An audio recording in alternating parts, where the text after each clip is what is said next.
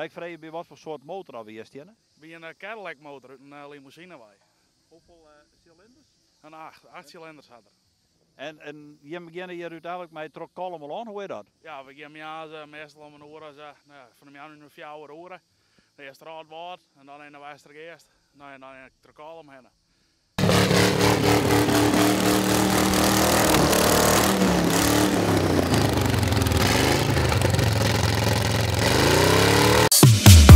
Verrassend dichtbij.